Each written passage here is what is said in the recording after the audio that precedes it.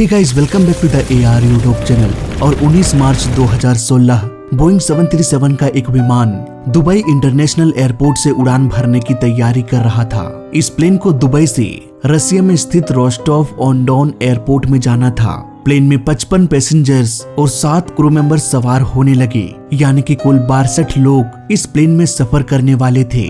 ये Boeing 737 model का plane था और इसे fly Dubai airline company operate कर रही थी। Call sign flight 981। इस प्लेन को कैप्टन एरिस्टोस उड़ाने वाले थे। इनके पास ऑलमोस्ट 6000 फ्लाइट आवर का एक्सपीरियंस था, जिसमें से 5000 घंटों तक इन्होंने बोइंग 737 को उड़ाया था। 1.5 साल पहले ही ये कैप्टन बने थे। कैप्टन एरिस्टोस पहले रायन एयर में काम कर चुके थे, लेकिन उनकी वाइफ एक बच्चे को जन्म देने वाले थे, इसलिए वो जॉब छोड़कर घर चले गए और इसके कुछ दिनों बाद वो फ्लाई दुबई को ज्वाइन किया। वहीं फर्स्ट ऑफिसर 36 वर्ष के थे, अल्जेंड्रो अल्वा क्रूज। इनके पास 5700 फ्लाइट आवर का एक्सपीरियंस था। ऑलमोस्ट 1000 घंटों तक इन्होंने बोइंग 737 को उड़ाया। दोनों पायलट टेक ऑफ की तैयारी कर रहे थे। वहीं दूसरी ओर प्लेन में फ्यूल भी डाला जा रहा था। दुबई के मुकाबले रसिया में फ्यूल की कीमत बहुत अधिक था, इसलिए पायलट ने इसी एयरपोर्ट में एक्स्ट्रा फ्यूल भी डलवा लिया ताकि वापस आते समय रसिया में फ्यूल भरने की नौबत ना पड़े। ऊपर से मौसम भी खराब था, इसलिए एक्स्ट्रा फ्यूल बहुत काम आने वाला था, क्योंकि मान लो अगर एक्स्ट्रा फ्यूल ना हो तो मे भी यहाँ पर पायलट प्लेन को लैंड नहीं करा पाएगा। ऐसे में प्लेन को गो अराउंड करना पड़ेगा और सिटी का पूरा चक्कर लगाने में फ्यूल भी अधिक खपत होगा। वहीं अगर गो अराउंड करने के बाद भी प्लेन लैंड नहीं कर पाया तो वो किसी दूसरे एयरपोर्ट में जा सकता है। अगर वहाँ भी लैंडिंग नहीं कर पाया तो वो किसी तीसरे एयरपोर्ट तक जा सकता है। कुल मिलाकर कहा जाए तो जितना अधिक फ्यूल टैंक में रहेगा उतने देर तक ये हवा में होल्ड कर सकता है, इसलिए एक्स्ट्रा फ्यूल का नुकसान नहीं होता बल्कि फायदा ही होता है। खैर, एक्स्ट्रा फ्यूल भरने के चक्कर में फ्लाइट करीब 35 मिनट डिले हो गया। फाइनली ये प्लेन रात के 10:20 में उड़ान भरा। 2 घंटे बाद ये प्लेन रशियन एयरबेस में दाखिल हो गया। मौसम धीरे धीरे खराब होती जा रही थी। बारिश, तेज हवा और विजिबिलिटी भी बहुत कम थी। कैप्टन ने ATC को कांटेक्ट किया। यहाँ पर ATC ने कैप्टन पर ही सब कुछ छोड़ दिया और कहा कि 20 मिनट पहले 2 एयरक्राफ्ट यहाँ पर लैंड कर चुका है और एरोफ्लोट फ्लाइट 1166 अभी लैंडिंग करने के लिए आ रहा है। कैप्टन ने कहा कि ठीक है, हम धीरे धीरे अपने एल्टीट्यूड को डाउन करके एयरपोर्ट की ओर आ रहे हैं। उधर ATC एरोफ्लोट को गाइड करने में लग गए, लेकिन बैक टू बैक इस प्लेन ने 3 बार लैंडिंग करने की कोशिश किया, लेकिन फिर भी वो लैंड नहीं कर पाया। एरोफ्लोट के पायलट ने कहा स्ट्रॉन्ग विंड शेयर है जो प्लेन को अनबैलेंस कर रहा है। करीब 1 घंटे के बाद फ्लाई दुबई एयरपोर्ट में लैंड करने के लिए तैयार हो गया। कैप्टन को रनवे बहुत ही धुंधली दिखाई दे रही थी, पर जैसे ही ये प्लेन एयरपोर्ट के नजदीक पहुंचा, प्लेन के कंप्यूटर ने ILS को डिटेक्ट कर लिया। इट मींस अब प्लेन बड़े ही आराम से लैंड कर सकता था। कोई फर्क नहीं पड़ता कि पायलट को रनवे दिखाई दे रहा है या नहीं। इवन कैप्टन के विंड स्क्रीन में जरूरत की सारी जानकारी भी दिखाई दे रही थी, इसलिए गड़बड़ी का कोई भी चांस नहीं था। खतरा था तो सिर्फ विंड शेयर से।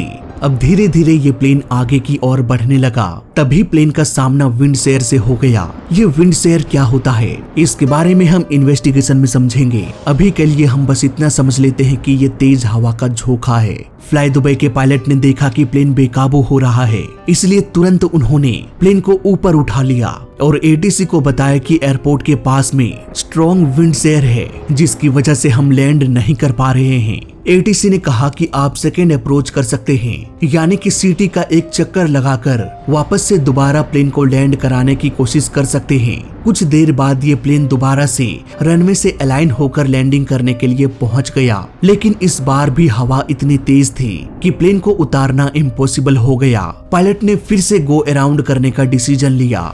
कुछ देर बाद ये प्लेन दोबारा से रनवे से अलाइन होकर लैंडिंग करने के लिए पहुंच गया, लेकिन इस बार भी हवा इतनी तेज थी कि प्लेन को उतार पाना इम्पॉसिबल हो गया। पायलट ने फिर से गो अराउंड करने का डिसीजन लिया। रनवे से कुछ दूर ATC टावर में एयर ट्रैफिक कंट्रोलर रात के अंधेरे और खराब मौसम में ये देख भी नहीं पा रहे थे कि आखिर प्लेन के साथ हो क्या रहा है।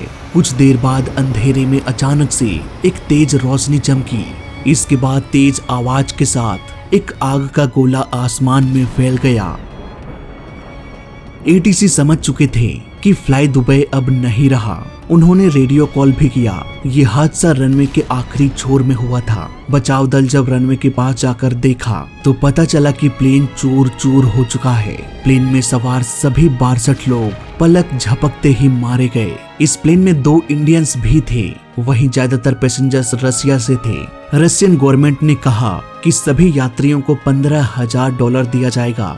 फ्लाई दुबई ने तो रोस्टोव ऑन डॉन एयरपोर्ट में एक सेंटर भी खोल दिया और पूरी दुनिया में अनाउंसमेंट कर दिया कि हादसे में मारे गए सभी यात्रियों के घर वालों को $20,000 दिया जाएगा। अगेन ये दिल रखने वाली बात थी। किसी को भी पैसा नहीं मिलने वाला था। वादा किया गया $20,000 का और मिला $1,913।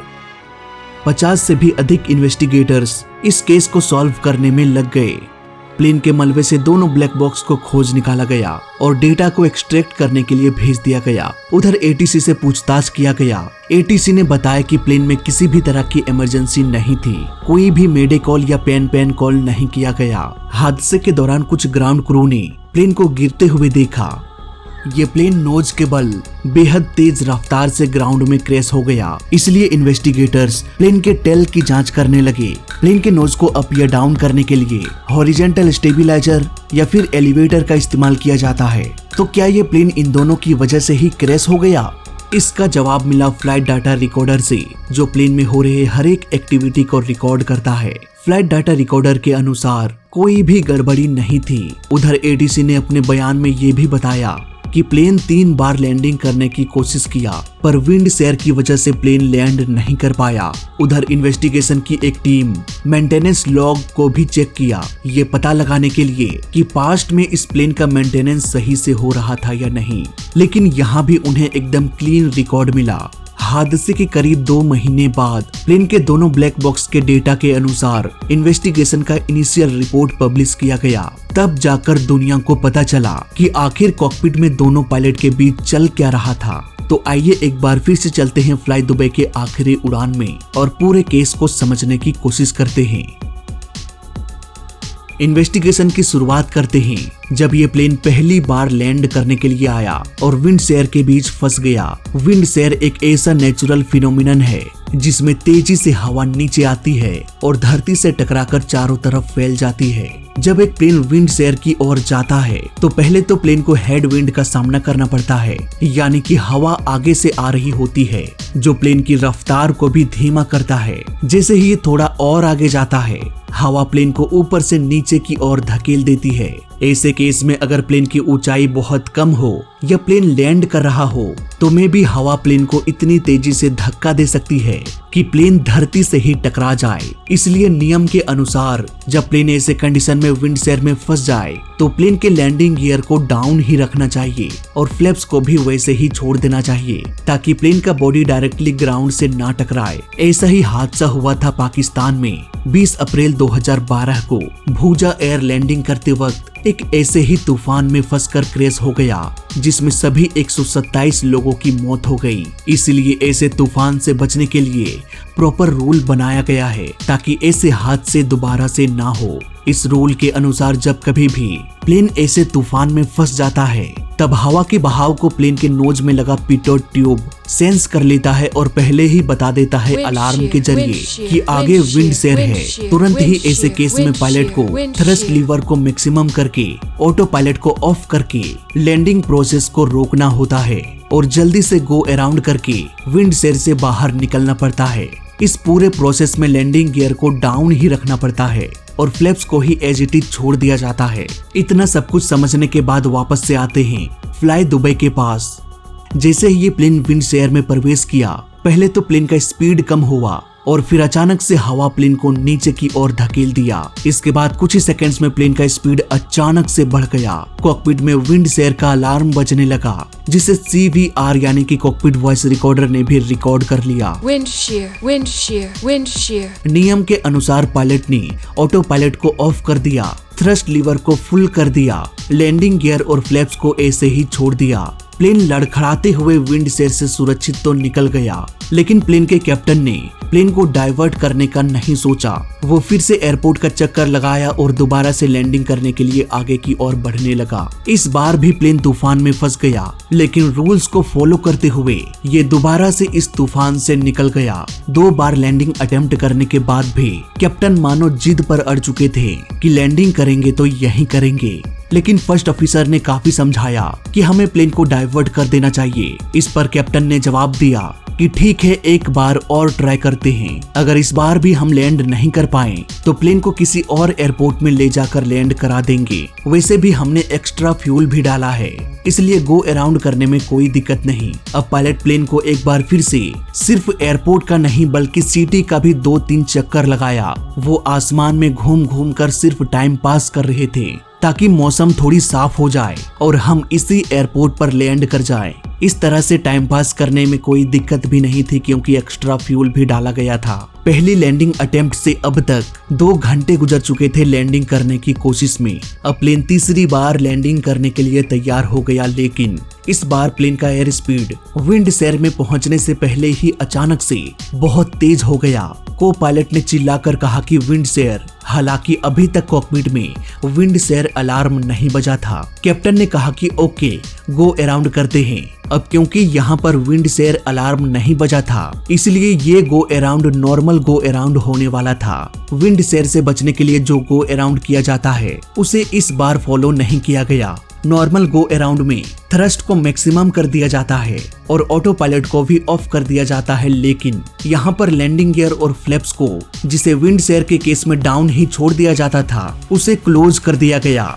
Landing gear close, flaps normal. नतीजा अचानक से फ्लैप नॉर्मल हो गया और लैंडिंग गियर क्लोज हो गया, जिसकी वजह से प्लेन का स्पीड अचानक से बढ़ गया। आसान शब्दों में कहें तो बाइक को फुल एक्सेलरेट कर दिया गया और अचानक से ब्रेक को छोड़ दिया गया। क्या होगा इस केस में?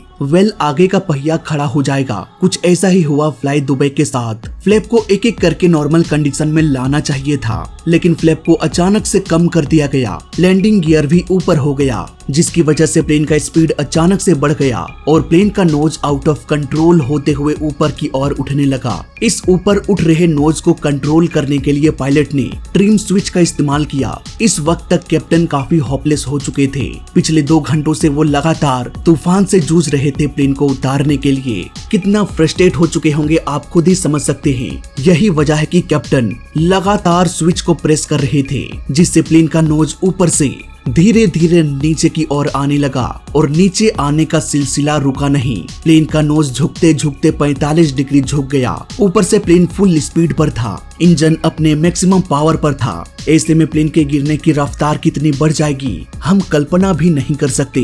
इन्वेस्टिगेटर्स मानते हैं कि कुछ पलों के लिए प्लेन में सवार सारे पैसेंजर्स जीरो ग्रेविटी को फील कर रहे होंगे। ऑलमोस्ट 18,000 फीट पर मिनट की स्पीड से प्लेन रनवे पर क्रैश हो गया और सब कुछ आग के गोले में बदल गया। ज्यादातर प्लेन का मलबा छोटे छोटे टुकड़ों में बिखर गया, जिसका रियल पिक्चर आप देख सकते हैं। कुछ दिनों बाद कैप्टन एरिस्टॉस की पत्नी ने एक बच्चे को जन्म दिया। दोस्तों, इस हादसे में कुछ सवालों के जवाब अब भी किसी के पास नहीं है। क्यों कैप्टन ने 2 बार गो अराउंड करने के बाद भी वो फ्लाइट को डाइवर्ट नहीं करके उसी एयरपोर्ट में उतारना चाहते थे? मे बी यहाँ पर पायलट को लग रहा होगा कि अगर दूसरे एयरपोर्ट में चले जाएं तो हो सकता है फ्लाइट कैंसिल हो जाए और वापस जाने में हमें बहुत देरी हो जाएगी। पर शायद उन्होंने ये नहीं सोचा होगा कि उनकी एक गलती सभी की जान ले लेगी। जरा सोचिए दोस्तों, अगर पायलट प्लेन को सुरक्षित लैंड करा देते तो क्या होता? अगले दिन न्यूज में आ जाता कि देखो कैप्टन एरिस्टॉस को, जिन्होंने बहादुरी दिखाकर प्लेन को तूफान के बीच से होते हुए लैंड करा दिया। एरोफ्लाइट 3 बार लैंडिंग करने की कोशिश किया, लेकिन फिर भी लैंड नहीं कर पाया। इसके बावजूद भी कैप्टन ने फ्लाई दुबई को सुरक्षित लैंड करा दिया। सोशल मीडिया उन्हें हीरो बना देता, उन पर मूवी भी बन जाती। कुछ ऐसा ही तो हुआ था इंडिया में, जब जेट एयरवेज 555 तूफान में फंस गया था। पायलट ने 2 बार नहीं, 4 बार नहीं, बल्कि 6 बार ट्राई किया लैंडिंग करने की। हालांकि इतनी बार कोशिश करने के बाद वो किसी तरह से प्लेन को सुरक्षित उतारने में कामयाब हो गए। इवन आगे उन्हें कुछ भी दिखाई नहीं दे रहा था। ये बस किस्मत ही था कि वो सुरक्षित लैंड कर गए और आज सोशल मीडिया में वो हीरो बन चुके हैं। लोग ऐसे पायलट्स की काफी तारीफ करते हैं। इवन इस पर तो एक मूवी भी बन चुकी है जिसका नाम है रनवे 34। दोस्तों, एक जाबाज पायलट वो होता है जो प्लेन को मौत के मुंह से बाहर निकाले, न कि मौत के मुंह में डाल दे और भगवान भरोसे उस प्लेन को सुरक्षित निकाल दे। इसलिए इस प्लेन को उड़ा रहे दोनों पायलट को सस्पेंड कर दिया गया। खैर, जेट एयरवेज 555 के बारे में हम किसी और वीडियो में बात करेंगे। फिलहाल फ्लाई दुबई के केस में अभी तक के लिए बस इतना ही। वीडियो अच्छा लगा तो लाइक कर देना, बुरा लगा तो डिसलाइक कर देना और दोनों ही केस में चैनल को सब्सक्राइब कर देना, क्योंकि इस चैनल में सीखने के लिए बहुत कुछ है। तो मैं मिलता हूँ आपसे अगली वीडियो में, तब तक के लिए देखते रहिए और सीखते रहिए। जय हिंद, वंदे मातरम।